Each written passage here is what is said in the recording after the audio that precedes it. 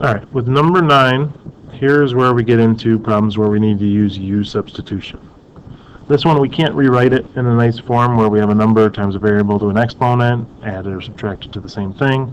So for this one, we have to use U substitution. We have this 2x minus 1 that's being raised to the 1/3, or we're taking the cube root of.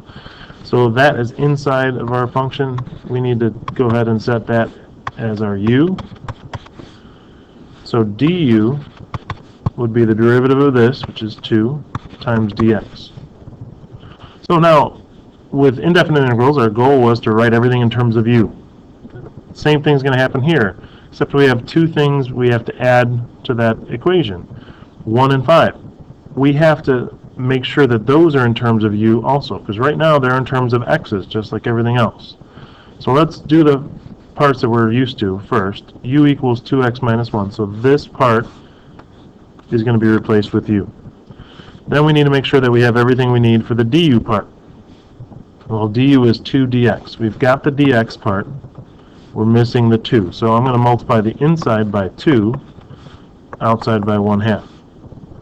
Now we have that 2 dx. That part is going to become du.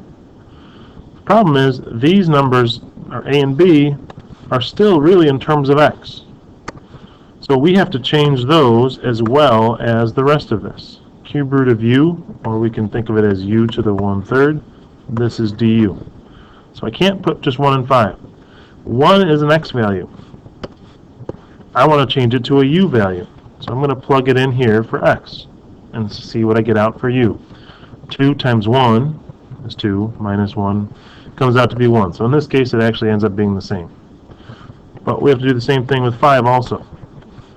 2 times 5 is 10, minus 1 gives us 9. So we're going to do these, so everything's in terms of u, and then the nice thing about the nice thing about definite integrals is we don't have to plug the 2x minus 1 back in at the end. We've kind of taken care of that by substituting these in.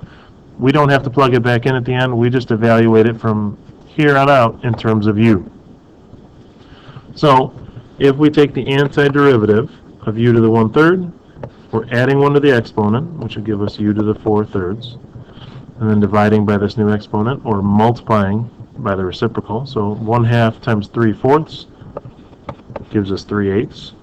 And then we're evaluating this from 1 to 9. Like I said, we don't have to put the 2x minus 1 back in. We kind of took care of that by changing these values. We're just going to substitute these in. So like I said earlier, this constant can kind of be factored out. So I'm going to do that here. 3/8 times, we're going to get 9 to the 4/3 minus 1 to the 4/3.